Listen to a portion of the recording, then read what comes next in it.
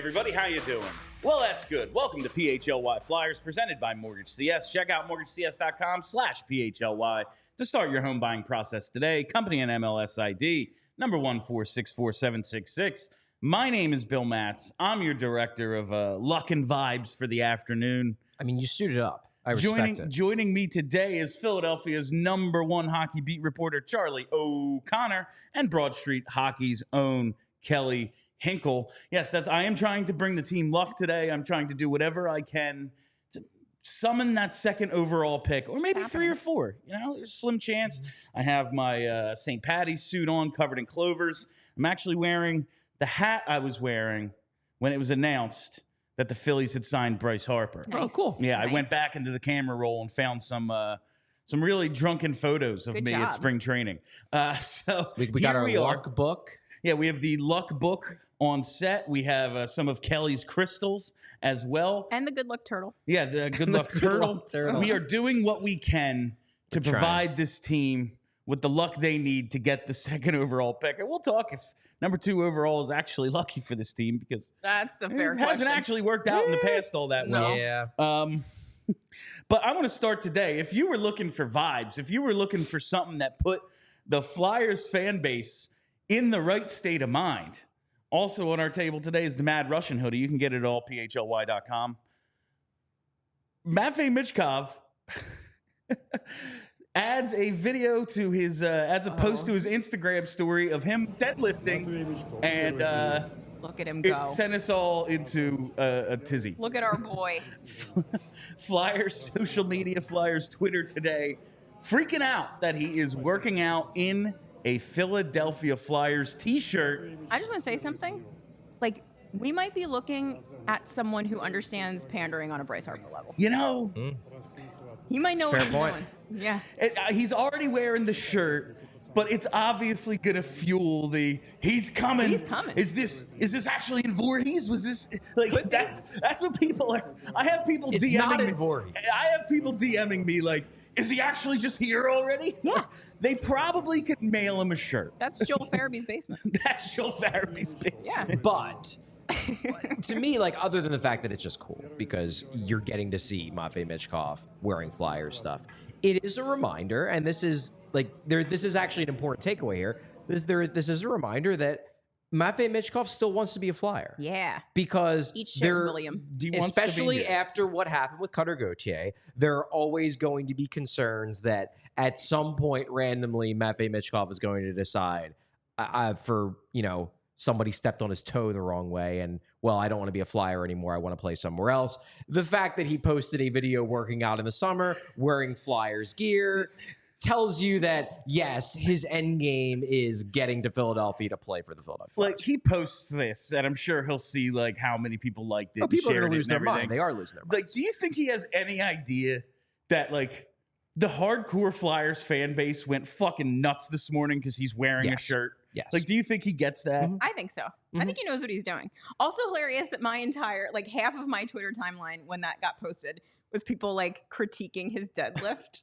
It's very funny. So were they critiquing the amount of weight or were they I critiquing felt his both, technique? both things. I've heard the Okay. form is good. But I have no idea. I don't think his form is good, but I haven't lifted a weight also- since I was forced to in high school. I mean, who knows what he was doing, but he's got like a giant ass. You think he could lift more than that, but maybe he does on other occasions. There's different ways to do weightlifting. I have no idea what any of it means. Of course, we are hyper-analyzing the deadlifting What else are we gonna of do? Matvei Michkov. On draft lottery May day. 7th. Listen, the second round of the playoffs started last night, and as per usual, the Flyers weren't in it. So this is what we Well, have. if you're talking- This is our second But- round of the playoffs. But if you're talking about good vibes for Yeah. today, I know that, and I am That's a very good much vibe. on board with this, I know that none of us want to see the Boston Bruins succeed because the Bruins suck, Sure because don't. Boston sucks. However, good vibes, the Panthers losing would not be a bad thing for That's the true. Philadelphia Flyers because they do have the Florida Panthers first round pick. Now, granted, we're not talking about a massive jump. I believe the earliest that pick could be is something like 27th.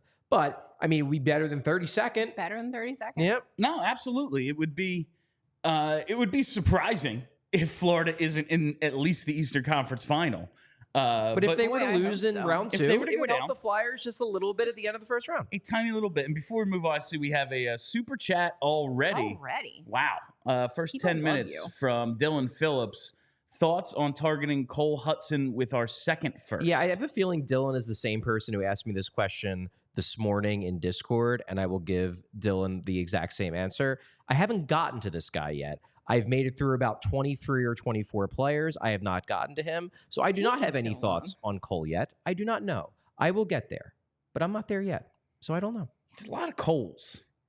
Cole, I feel like this is like a combination of two other guys we talked about yesterday. Like, Well, the big thing with him, the reason why he's exciting is because Lane Hudson, who is a top Montreal prospect, was drafted, I believe, last year, is a very exciting defensive prospect. So people are looking at his brother and being like, well, they could get him too. There are quite a few guys I think will be interesting at the back half of the first round.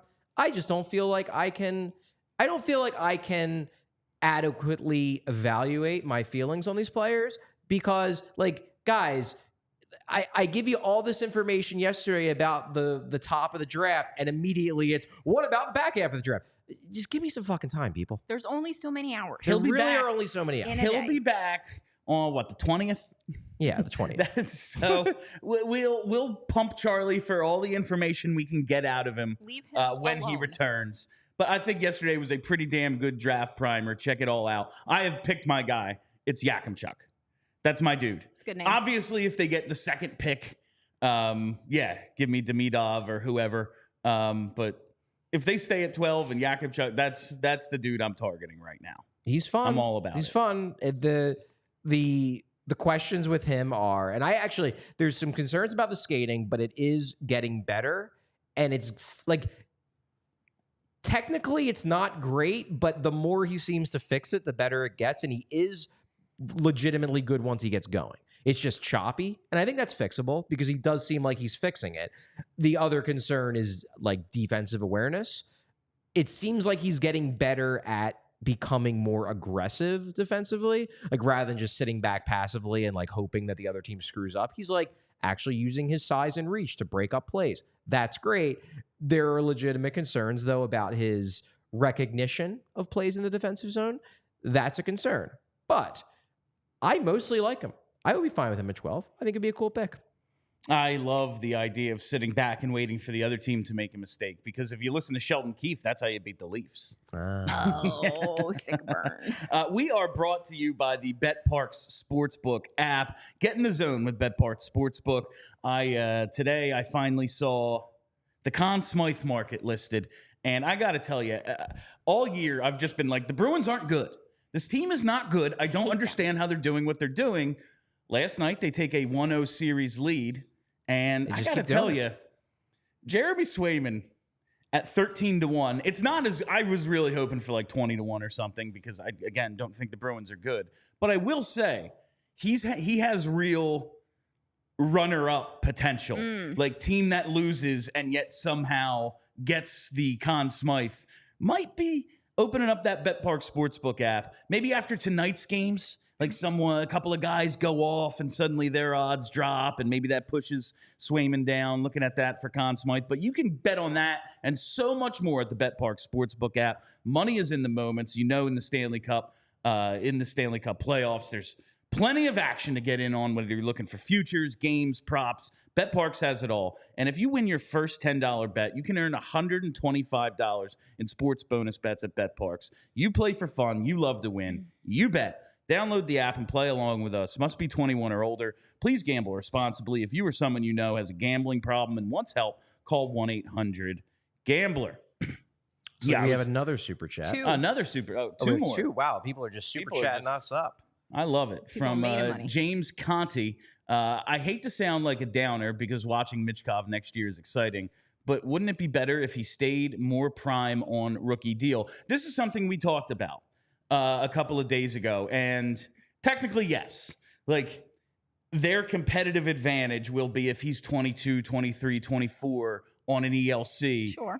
Their best player potentially making, $975K means yeah, let's go out and spend some stupid money. Like you can now, yeah, like Mitch Marner, all of a sudden, that's just an example, a guy who's high priced. We talked about it yesterday. I'm not in love with the idea, but I think there's a scenario in which it makes sense.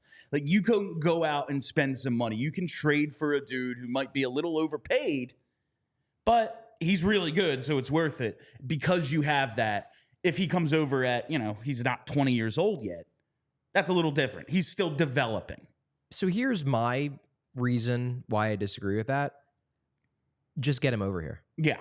My thing is, number one, the longer he's not here, let's not screw around with this. If you can get him over early, get him over early because that ends all of the drama and he's here. Number two, it means you can get a hold of him quicker and start to develop him the way you want to develop him. So I understand your argument. And yes, in an ideal world, Michkov comes over fully formed and he's on a cheap deal and the Flyers can go out and get all the stars and do what teams do in the NFL when a guy's on a rookie quarterback contract. Yeah. However, I do not want to play games here. You can get him to come over now. Let's not get cute. Just get him over. I was going to say, like, who knows what will happen geopolitically in the next year? Yeah, like, let's not fuck around. Exactly. This isn't like, oh yeah, you know what? Let's let Oliver Bonk cook another year in the OHL. Why mess with this is a different. While like I do think it is a competitive advantage if you have him for his prime years on an ELC. You know what's also a competitive advantage? Having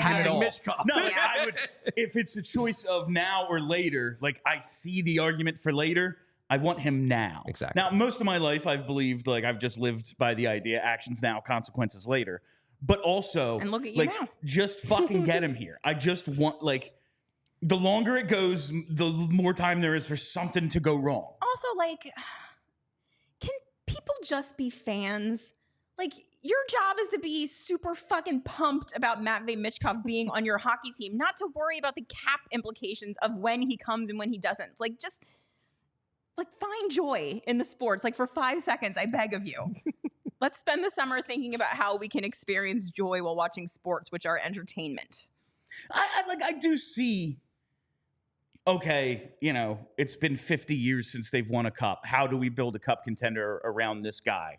That's Danny job. I do not think that Michkov coming this year versus next year is going to make or break their chances of winning a cup. Because even if he comes over next year, I got news for you, they ain't winning the cup next year either. Probably not. Not with that attitude. Probably not. Even if they go out and they sign Leon Draisaitl, still ain't winning the cup. Sorry. Got another one. Maybe. Oh, James also likes. Oh, and we have another show, by the way. Super chat. Wanted to put that well. in, but didn't have the characters. Thanks, James. Appreciate it. From Steve, I'm not going to try.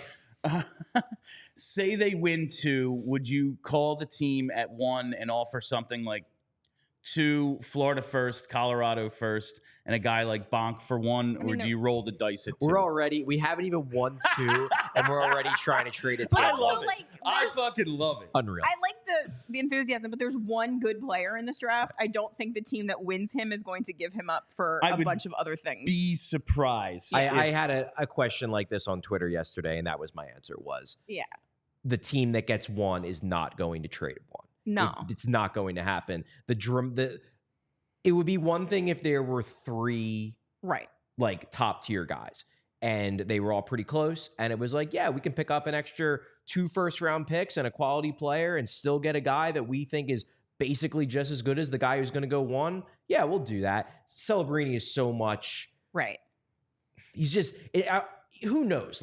Sometimes the 4th overall pick is the best player in a draft. I'm not saying it's a guarantee that Celebrini will be the best, but in terms of the way he's viewed by scouts and the risk, the big thing with Celebrini, truthfully, is that I don't see any chance in hell he busts. There is essentially 0 risk as long as he stays healthy. Whereas the other guys, and Demidov is my favorite out of all of them, but he's got a risk profile. There are many scenarios where he either just doesn't translate or is just not all that great. Celebrini, worst case scenario, he's a second-line center and a darn good one. Best case scenario, he's a superstar. The other guys also, Demidov, best case scenario, he's a superstar. Worst case scenario, he flames out and goes back to the KHL at age 25 like Nail Yakupov. I forgot about Nail. I'm just saying, there are different risk profiles. I do not think there is a scenario where whoever gets 1 is going to have any interest in trading down to 2 for anything the Flyers would offer aside from like Michkov. And in that case, why would you do it? That completely ruins everything you're trying to build anyway. All right, so probably not. Like, we got another one. And we have yet my another Lord. super chat. You people are wild today. Thank you very much from Patrick. Non-talk around Yakimchuk. Yakimchuk seems like a smokescreen. Yeah, his D is questionable, but the tools are there. Big right-handed defenseman, sick mitts, shot, compete level. We love I all of those like- I like buzzwords. the idea of his D is questionable. But I like So Yakimchuk many a of lot. them But are. here's the thing, Patrick. The non-talk around Yakimchuk, it's like 7 days into May. There's non-talk about anyone. Yeah, Like we're the only crazies talking about the draft, really, because we're crazy. What? And we have a daily show. Yeah, I was gonna say, you gotta do a show every day, There boys. are no rumors around who the Flyers like right now because I don't think even the Flyers fully know who they like right now. They're still doing their scouting meetings. and like we don't know the draft order. There is yet. no smoke screen. There's no draft order for the first Yeah. 12 picks or whatever it is, 16 picks. Like, but no, I look. I said yesterday I think Yakimchuk is the type of player that I think the Flyers organization I could see being like, yo, this dude seems like a Flyer. I could see it. and this is gonna be funny. We know their preference is Big D. Like, we know that they want a bigger blue line, and I thought it was a little surprising that like Jamie Drysdale was such a target for them. But like, if they just love the skill set, they love the skill set. They think they look at Vegas and go, "That's the way you do it. You have a bunch of fucking horses, and that's how you win in the playoffs." It's hard to argue. Like, you don't want the undersized guys as much as you can avoid it in the playoffs. There are some standouts, but the Flyers believe a big physical defense is how you win. Like, they've told us that. And you've already got like Cam York and Drysdale who are probably locked in. So if those guys are pretty much going to be part of this, maybe you don't necessarily want another smallish guy. Exactly. I didn't make a joke there, and I just want everyone to note All right, that so it was very difficult. We got another for me. one. Jeez, Oh the my super God. chats. Super people chat are just show. insane today. I'm not in Discord yet. What would you do with second round? Okay, so first off, Trade up. didn't I just say that I don't know? Secondly, I will say second first rounder, like I don't know. I don't know the back half of the draft well enough to have an opinion. If you're talking about the second round, though, that's interesting because we're not quite sure what they're even going to have in the second round yet. They have the Jay O'Brien comp pick. Oh, That's a right. lock. They have that pick regardless of what happens, unless I guess they trade it. But we don't know if they're going to get the Columbus pick because Columbus can either give the Flyers their second round pick for this year or their second round pick for next year. And they have until the end of the first round to make the decision. Oh. So we very well might not know if the Flyers have only one second round pick this year or two until the end of day one. Oh, that's spicy. I So, have to there's that. believe they kicked the can. Like That's what this teams is gonna be like usually what, do. the third or fourth pick of the second round. Like, they fucking stink. Yeah. Like, this is basically like this is going to be like first rounder, 35th overall. So they can't possibly think they're going to be as bad next year. generally speaking, I would agree with you. And I think usually teams do kick the can.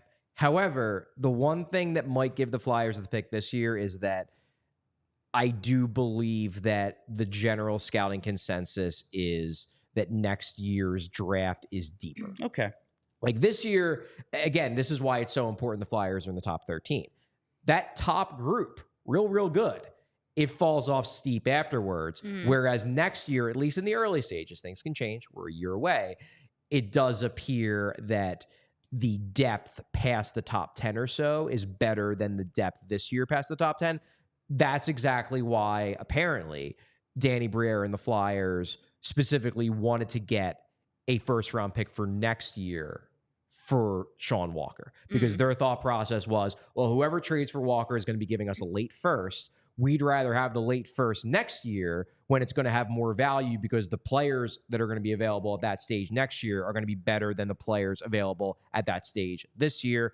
So that could play into Columbus's thinking. We'll just have to see. And Columbus, so like next year, if they're at like 40, that might be more valuable than if they're at 34 this Exactly. year. So they might want to hold on to Exactly. There's a lot that plays into this. So we're talking about bringing this team some luck for the lottery tonight, because it would just be really fun if they won and moved up to 2. It stinks they can't get to number 1. Of course, there's these new rules. But should we want the number 2 pick? Like, first... I mean, yes, but I see where you're going with this. First, not bringing history into it. You just laid out that basically 2 to 13 are fairly close. Yeah, the benefit to getting 2 is you have your pick. You get to pick your guy. Rather than getting who's left. Yeah. And then, I don't want to use up my luck. If maybe next year's the year they could get lucky, you know? But you can win twice. You can win twice. I'm just saying that seems less likely. We're not the Oilers. Yeah. But then you also look at the history. Rangers. Look at the Rangers. Yeah. You also look at the history. JVR in 2007, we all know what happened there. The guy who won when the Flyers were by far the worst team in hockey, scored a cup-winning overtime goal against them.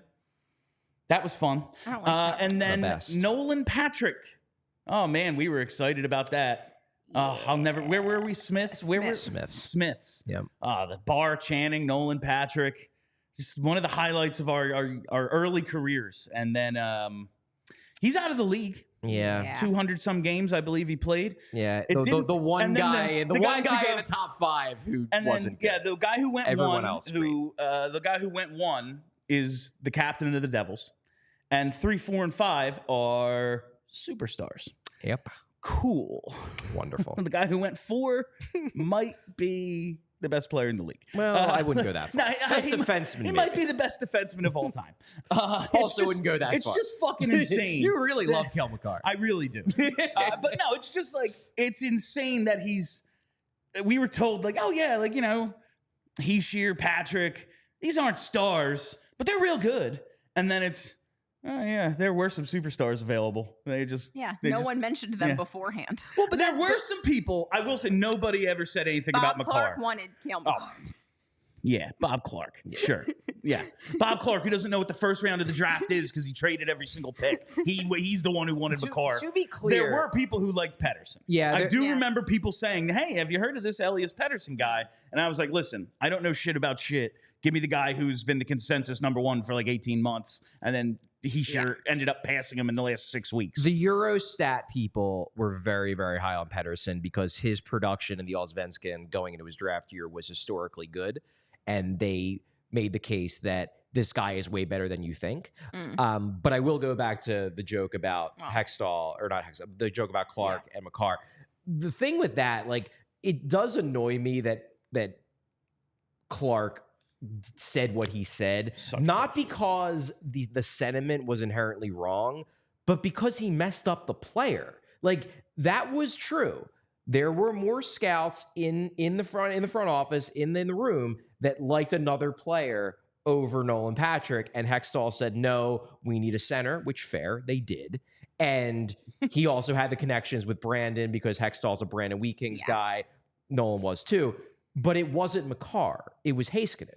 Heiskanen was the guy who the scouts wanted, and Hextall said no. The thing was that, like, I think what it was that Clark really, really hates Hextall now, and so he picked the best guy. He picked the best guy because he knew that would piss off fans even more. He was right. Like, and it did. It infuriated fans. It was not McCarr who the scouts wanted. It was Heiskanen. It was like he said this in McCarr's. Yeah.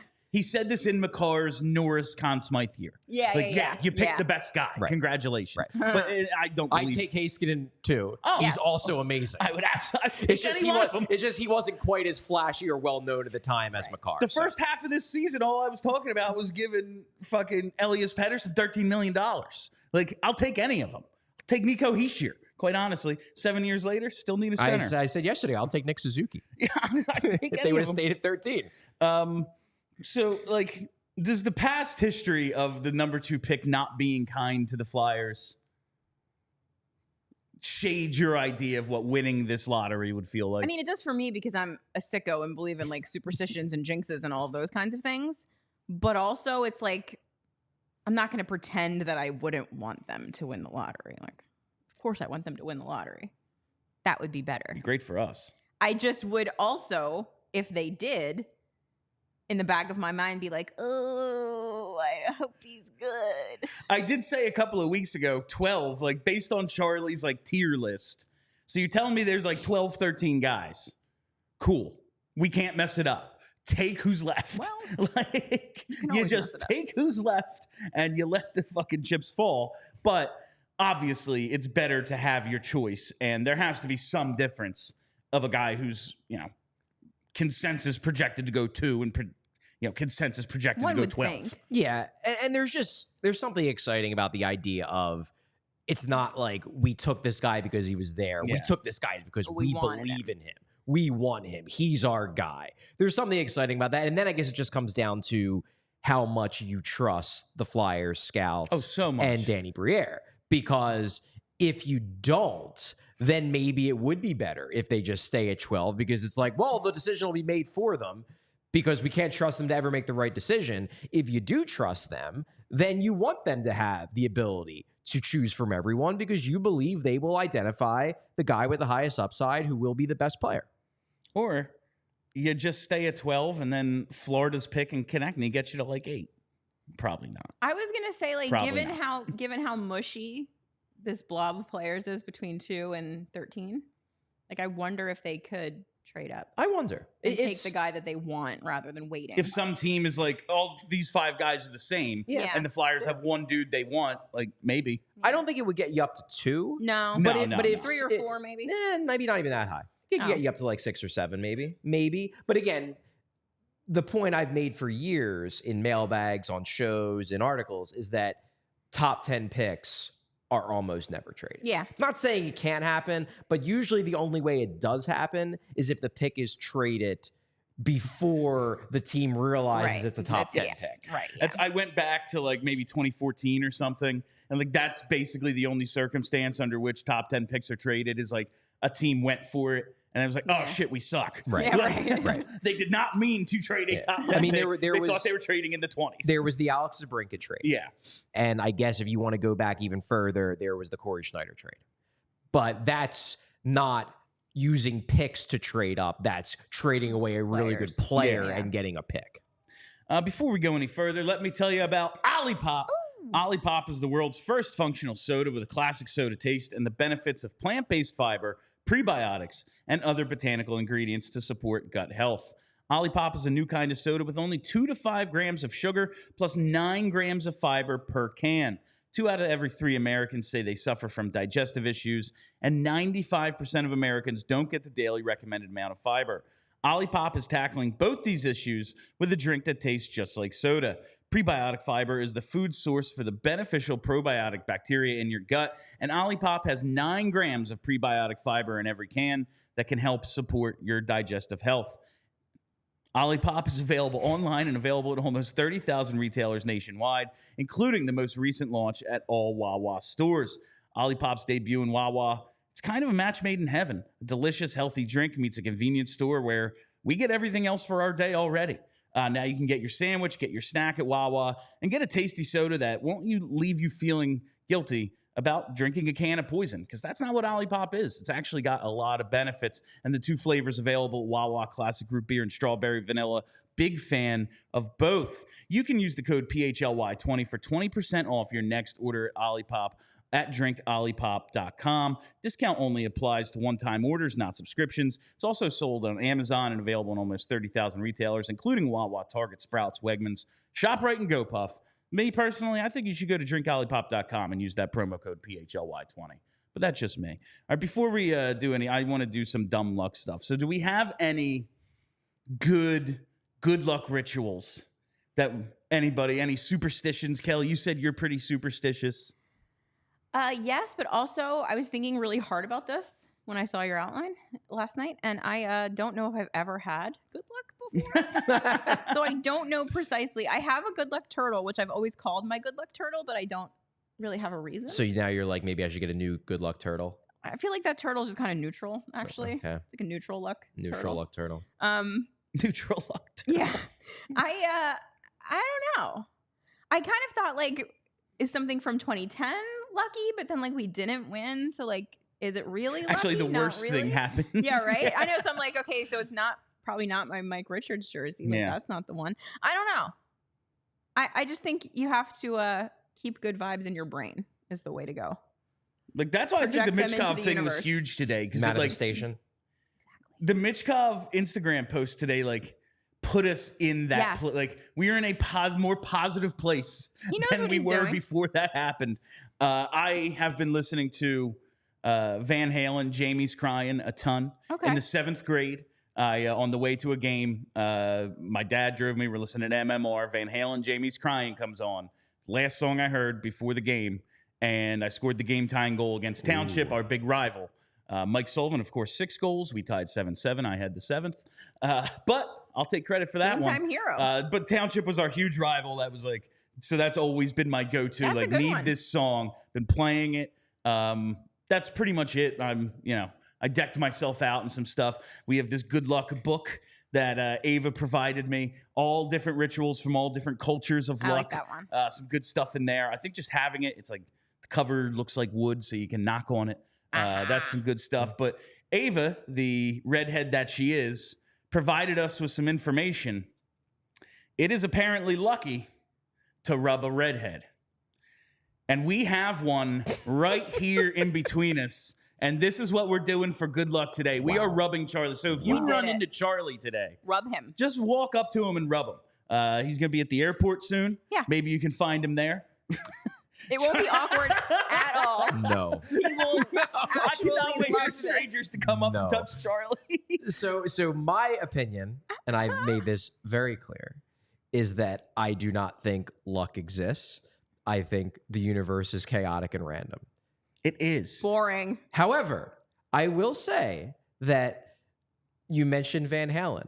I never think of Van Halen. Like, never in my head does Van Halen pop into my head because I am ambivalent towards that Panama's playing like 50% of the entire time. style of music. However, I did read an article today, randomly. It came across my my Google algorithm feed from, it was an interview with Wolfgang Van Halen. Yo, the this son. is a sign. Mammoth. And he said that the most underrated rock band of all time, Jimmy Eat World. Oh my God, this is an So that You're could gonna tell be- me that could the be a good universe is sign. random? We may have said Like, you're talking about my favorite band, Yeah. and you just Random and randomly bring up chaotic. Van Halen. Random, Maybe. Charles. Wolfie, man. Nothing Telling about you. that's random. That we're winning.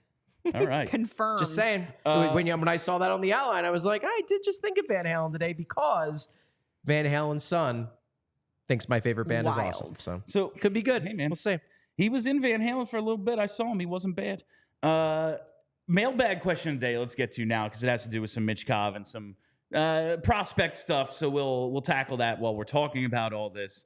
It's from JMU fan, one of our regular contributors. He says, I hear about guys like Forster and Michkov not being elite skaters. Is this something that players are capable of improving drastically? Or is it that you are born a burner or you simply won't ever be one? I think anyone can improve their skating. It is a matter of degree, but we're going to talk about Oskar Lindblom in a little bit. And it's like, he was a 5th round pick. So it's like, yeah, this ain't happening. And he got to the point where he was a good, productive NHL player before he got sick. Mm-hmm. Like, where he fit into the lineup exactly, I don't know. But he was pretty fucking good. I would say, so first off, I want to make it clear that Forster and Michkov, while I would agree that both do not qualify as elite skaters, they are on 2 different levels of skating. Like, Forster has worked his tail off to just be not incredibly slow. Michkov is perfectly fine, and he's got very good edge work. He's just not a burner. Like, he's not a guy with like that separation gear necessarily, and he might develop it. To me, the thing with skating is there is an element of it that is absolutely just natural. Like, you just have the right muscles and the right structure and whatever, and the right bone structure and the right aerodynamics, and you just naturally pick up on technique better than other people. It's not like everybody, like the idea that, well, you can just run faster. Like, well, yeah, like there's I'm sure if I trained and worked out all the right muscles, I could run faster than I do now. I am never going to be Usain Bolt. Like, there's a ceiling to how much faster I can get, just like there's a ceiling to how much better of a skater you can get. Certain guys can only get up to here. Some guys can get up to here. Some guys can get up to here. I do think it can be improved. I think that a lot of guys, if your technique is good and you've pretty much got the technique down, then it just kind of comes down to getting stronger. Like, perfect example of that is Braden Point. When Braden Point was taken in the 3rd round, one of the reasons why he slipped was because he had great production in the, I think he was in the dub. Great production, and he probably, based on his numbers in juniors, should not have slipped to the 3rd round. Why he did was because he was a smallish guy who wasn't a great skater. Wasn't awful, wasn't slow, wasn't Tyson Forrester, but he wasn't a great skater. What did he do? Tweaked a few things with his technique, made his lower body a lot stronger, and now he's a plus skater. Like, he is a legitimately great skater. Not McDavid level or McKinnon level. But, like, no one is. No, but he's fast. He's a fast skater. So you can do it. It's just that there's a limit to how much each individual person can improve. Tyson Forrester, I think even if he maxes out his skating, he's not going to be better than league average, which would still be an improvement over where he is now. But, like, that's as much as he can get to given his body type, given his skating stride, things like that. Michkov, I wonder if he could become fast. If he really works out his lower body and puts the time in and maybe makes a couple technique tweaks. Like, there's nothing in his stride that tells me he should be slow. It's just that he's not super fast right now. So he could. And when you talk about his edge work, like, when I see him, like, does he have elite speed? No. But I see a guy Quickness. Who has that small space quickness, that elusiveness. Yeah. And I've seen him skate and battle through contact. And, like, to me, that's the most important thing. Because you know how often you need your straight line speed? Yeah, like, if you're Connor McDavid or even, like, Owen Tippett getting to that loose puck at center ice and somehow, like, split the day, it was like, how did he get by them? They both had the angle. Yeah. Like, yes, that is a hell of a skill. But for the most part, in the NHL, a dude is standing in front of you. Getting by him is, like, eluding him is more important than being able to skate right by him, because I guess, like, you're allowed to interfere. You know, like, now I'm in front of you again. I mean, it helps. It especially helps because the faster you are and the bigger you are, but really the faster you are, it's the more important thing. It helps you become a more assertive player in the neutral zone with the puck. Because the thing is that if you, like, yes, you're allowed to get in the way of players, but if you're able to get a little bit of a head of steam going through the neutral zone, carrying it, the defenseman's going to have to back up if you're fast. Because if you have any sort of puck handling skills whatsoever, you can dangle that guy if he's slowly backward skating and you're flying. Whereas if you don't have that kind of burst, that guy can keep a tighter gap and break up the play before you enter the zone, and boom, you're going back the other direction. So that's where it really can help. In the offensive zone, though, you know, when you're in the half court, quickness is more important than top end speed. I know, like, if you're one of the fastest guys in the league, that's a hell of a weapon. But I think there are ways to be an elite player without having that. Like, that's all. Before we go any, to be working on the booty, so. Yeah, he's working out. Before we go any further, I want to talk to you for a second about TrueMark Financial Credit Union. We had the opportunity to actually meet with some representatives from TrueMark last week, and they really helped me wrap my mind around, like, what a credit union actually is and the difference between a bank and a credit union and the stability and the small, like, the kind of local feel that you get, the ability to go in and, hey, if you have, like, an issue, you can just go in and, like, talk to somebody at TrueMark. You know, I do a lot of banking at one of the major banks, and went in a couple of weeks ago, wanted to do a transaction I do regularly. You actually, you can't do that. It's like, what? Why not? Like, oh, you need your wife here and this. I'm like, her name's on the account. We have the same last, like, I do this all the time. I did it a couple days ago. Like, yeah, sorry, nothing you can do. Like, Mr. Big Bank, I don't get to go talk to him. He ain't there. But at TrueMark, oh, hey, I just wanted to see if I could do this. Oh, yeah, sure. You know, let's see how we can help you. There's actual customer service there. It's not just, you know, guy who works at bank standing in front of you. And that's one of the big parts of being a part of a credit union like TrueMark, because when you join a credit union like TrueMark Financial, you become part owner, which means profits come back to you instead of going to shareholders. and you can get better rates, lower fees, a better return on savings, and more flexible options, plus all the same digital tools and tech that you've come to expect from your banking partner. And TrueMark, the local roots is huge, man. They're headquartered in Fort Washington. They've got 24 branches in the Philly area. They serve our community and our people right here at home. And becoming a member of a credit union has so many benefits over being a customer at a bank. Almost seems like a no-brainer. So head to TrueMark.com/PHLY to learn more or to find a branch near you. That's TRUMARK.com/PHLY, federally insured by the NCUA. All right, let's talk a little playoffs real quick. And really, I just want to talk about Boston. It was a bummer of a game. It just stunk.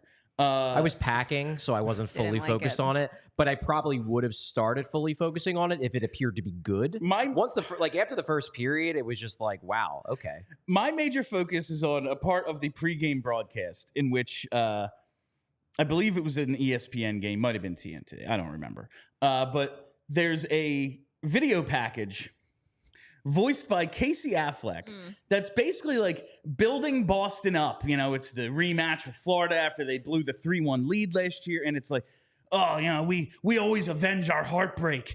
Ask the Lakers, ask the Yankees, ask the Brits. And it was just like this whole heartbreak narrative about Boston.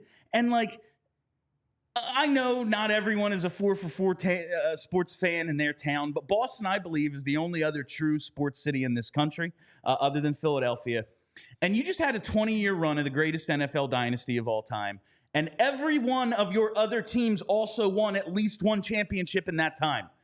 No, you don't get to play this card for another decade. In 2030, we can talk. You might be Brady's been gone for a while. Belichick's gone now. Maybe the Bruins dip. The Celtics have let them down repeatedly. Let's pump the brakes on this. It was just, I found it gross. And honestly, if Mike Vernon, Patty Kane, and Scott Stevens were on Florida, I would still root for Florida in this series. I don't care about the draft implications, quite honestly. Not that important. Do you remember that incredibly annoying kid who would come to the parades with the sign of like, I've seen 13 titles, and he's like 7. Yeah. I will not be okay with Boston winning a title until he is like 60 and complaining that it's actually been a decade or two since he's won one. That's the moment. Like when that kid is sitting in his recliner and is just like, man, it's been like a few decades since we won a title. That's when suddenly I'm like, you know what? All right, maybe we can give him one. But that kid has lived a lifetime. That kid has lived like 5 lifetimes worth of titles. I don't want that kid to ever have any sports happiness ever again. Spoiled fucking rotten. Spoiled kid. That kid made me want to have a kid so I could teach him to bully him. Yes. Like, go beat him up. He can have all the happiness in the rest of his life, but he does not deserve one more ounce of sports happiness. I look at Boston as like a sister city to us in that they're also kind of shadow of New York. Not that, but they are a real sports town. Right. They are. And a real sports town should be self-aware. You know, like the way people call us monsters. And I go, yeah, you should know that by now. We know. Like if you come to a game in Philadelphia and bad things happen to you, it's like, I don't know, by Friday 13th, Part 7, everyone should have figured out maybe we shouldn't go to Camp Crystal Lake. I'm going to get drunk and have sex and nothing's going to go wrong. Well, yes, it is. That's the mindset you should have coming to Philadelphia, and I'm aware of that. Maybe our reputation gets overblown, but honestly, it is what it is. And you should know it because they talk about it in every national broadcast. You're the spoiled, rotten assholes. Be that way. That's what you are, Boston. Yeah, I hate the idea of a network trying to retcon Boston back into being underdogs. Also, come on. Let's be realistic here. The fact that it's Casey Affleck and not Ben, really, really, like the idiot little friend from Good Will Hunting. Like you couldn't even get Ben, who's like Boston's representative. Yeah. You got the little brother who's like, I haven't even seen him in anything since Good Will Hunting. Does he do that obnoxious thing where he plays up the Boston accent like the other Affleck does? Come on. on. Did he play it up? Come on. God, that's infuriating. All right. I wanted to get to this yesterday, but we somehow like keep going an hour 10. Oops. In the off season. Like our shows in the off season have been consistently longer than regular season. You made a pledge to yourself. 52-minute I shows. know. Fridays, we're going to try to hit 52 minutes. All right, I believe you. We'll see. But I saw a story yesterday that it's possible. Oskar Lindblom could be headed back to Sweden. He turns 28 in August. Obviously, he had the time with the Flyers, and it was going real well. And then he gets diagnosed with Ewing's sarcoma in December 2019. He's bought out in July of 2022 following a 12-goal, 29-point season. This year, he played one NHL game, 8 goals in 41 AHL games.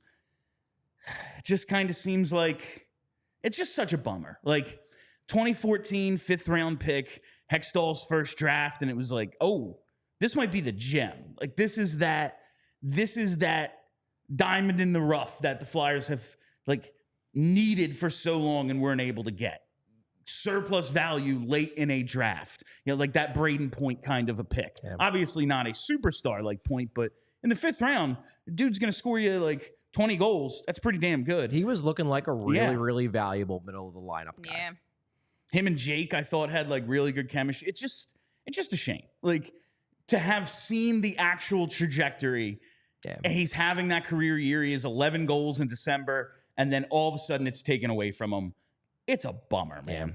You just have to feel for the kid. Yeah, it sucks. But also, he's going home. He's going to play pretty high-level hockey in Sweden, right? It's not... No, I'm sure he'll play in the SHL. Yeah. And, getting to play professional hockey for your job is cool as fuck. So, it's nice that he has the option to continue to do that in some way. Oh, absolutely. Look, obviously, the most important thing is that he beat cancer. Yeah.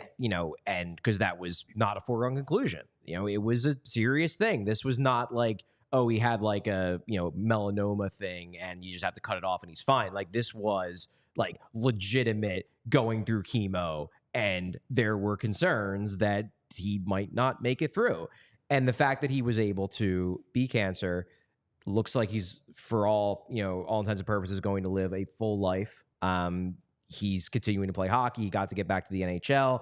That comeback game in the bubble, still one of the best hockey moments I've ever seen. However, I think it's obvious that in the wake of whatever happened to his body as a result of the cancer and then the treatment, he never was able to get back to the player he was prior to it. Before the cancer diagnosis, it wasn't even just that he was developing into a legitimate offensive threat from the jump. And this is dating back to his days in juniors. He had always been incredible at controlling play. He was so good at the little things, at just winning all the puck battles, opening up space for his line mates. And he was never that great of a skater, but he was good enough to do all of the things that allowed his line mates to do all the fun stuff. And pretty much from the minute he came back, that was just gone. He never was able to get it back. My guess is he's just a little bit weaker and a little bit slower, and he didn't really have that much he could give anyway because his physical tools were never through the roof, but they were good enough.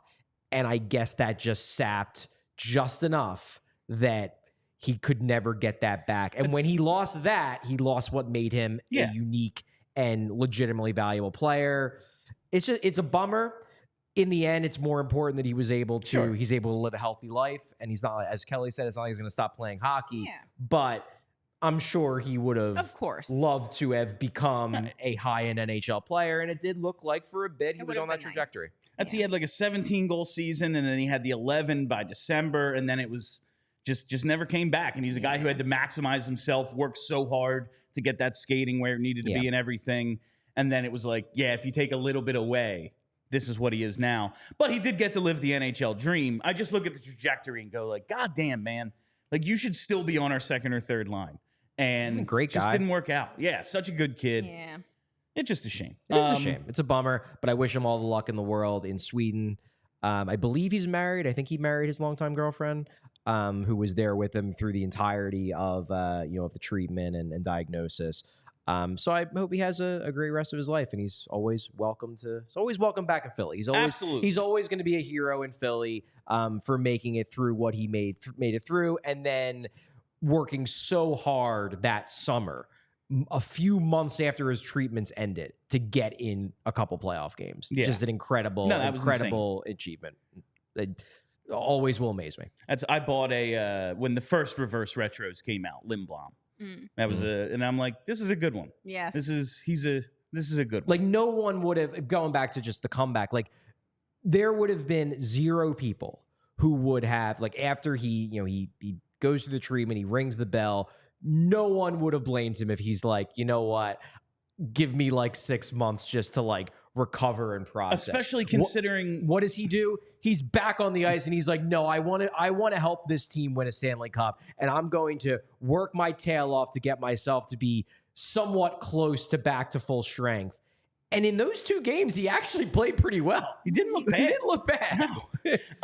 There's no good transition here. Yeah. So listen, the Flyers, they drive us nuts, man. We're gonna be up tonight watching the I think it's at 6:30 on 6:30. ESPN. We're gonna be freaking out.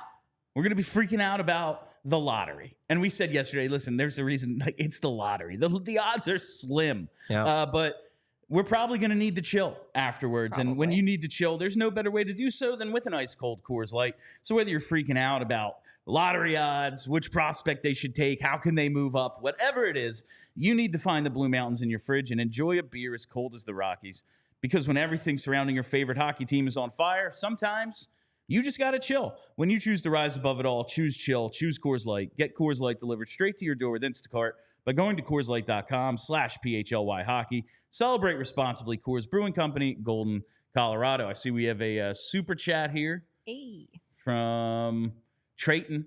Appreciate what you guys do. Watching from Louisiana. Not uncrossing my fingers and toes until after the draft. I got my Mad Russian hoodie in today. Look at that. Got the hoodie in today. Love that, Trayton. The day that the Instagram story drops, him wearing the Flyers shirt, you get there. See? More Things signs, are more happening. good, positive signs. I'm Yes. telling you. Before we wrap it up, I just want to talk about the Hart finalists because I love Hart Trophy discourse. It's Because there's no always one discourse. criteria for it. It's infuriating. whatever fits the certain year's narrative. So it's Kucherov, McKinnon, and McDavid. I kind of think it's McKinnon because it was all year. Like it's Yeah. just kind of I like, think so. hey, it's his turn, sort of Yeah. thing. And it's But not it's like, not even that. He deserves it. and he had an incredible year. there's He's the two incredible. other finalists have 100 assists. And it's like, yeah, McKinnon probably better than them this year. Yeah. I will say, however, and it's very hard. Again, 2 guys had 100 assists. McKinnon, incredible year. Austin Matthews scored 69 goals, the most since the lockout. He's also a Selke Trophy finalist. If you are the best at scoring goals and one of the best at defense, I don't know what else you have to do to provide value. Those seem like the 2 most important things.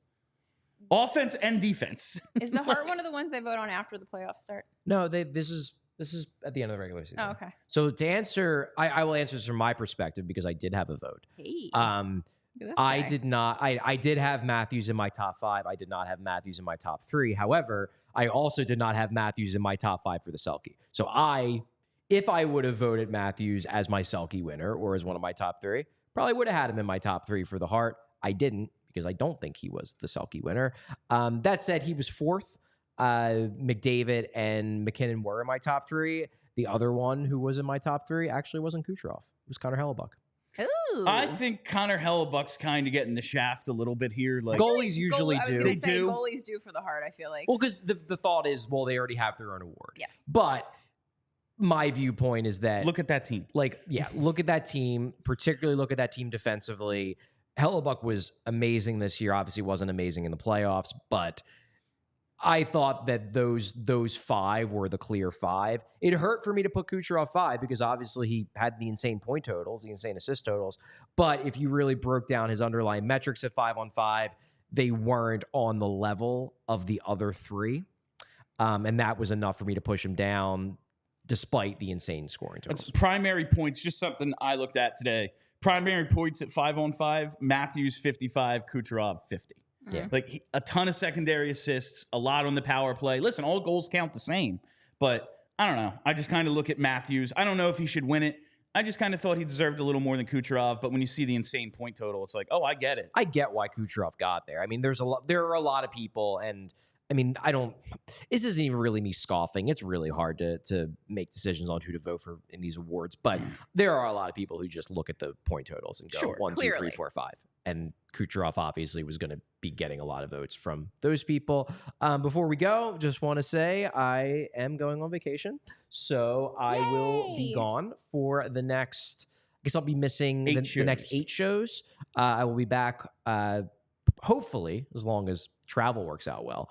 I'll be back on the 20th. So I'll be back for the second half of the month, but rest of this week and all of next week, Bill, hold down the fort. Charlie, it's going to be so easy because you're going to be in the air during the lottery tonight. They're winning it. And before you get back, we're going to hear that Michkov's coming over. Probably. Like, these things are all going to happen. I was going to say, like, Charlie going away is the good luck. Time off, exactly. Yes. Like, is almost going to guarantee that there's going to be something that happens that would necessitate an article. Yes. Well, see, I disagree. I'm going to have to write something. I disagree because it's not, like, yes, I understand your idea that, like, there's a curse here, but it's not me. It's just the Flyers. The only thing that necessitates that something crazy will happen to the Flyers is that they are the Flyers. They continue being the Flyers. They just continue to be them. So the people were asking for one more Tankathon spin. Is Brenna able to do we gotta get a Tankathon spin in here. I forgot all about it. All right, let's do it. Make sure we rub Charlie. Still 12. Anaheim. San Jose, Anaheim, Chicago. The internet's not real. San Jose, I'm like, oh, good for them. Like, I keep saying, like, oh, yeah, you I'll deserve take that it. over Chicago. Like, just anything just not Chicago. Not fucking Chicago. Really not Chicago. And not Anaheim for reasons. At least Pittsburgh not can't get one. Yeah, not fucking the Devils man. Not like, the Devils. Don't they have enough? Yes. Don't they have enough? And they keep squandering it. They don't need any more. Like, when's it our turn to just have a superstar? Yes. It's been 20-some years. They have Michkov. He's not here yet, Charlie. He's not here yet. Okay. Spin it again, Brent. One more time. I saw you. Let's go. Yeah! We leave you on this note. The Flyers get the second pick with the final spin. It is happening. The final spin of the day before Everyone we sign log out. off. That's it. We're done. That's it. That is all the time we have for you on PHLY Flyers today. Thank you all so much for listening. Thanks for hanging out. And thank you to our sponsor. That's right. You know who they are. Mortgage CS. Check out mortgagecs.com/PHLY to start your home buying process today. My name is Bill Matz. That's Charlie O'Connor. That's Kelly Hinkle. Stay loose and sexy, Philly. We all silly like the mayor.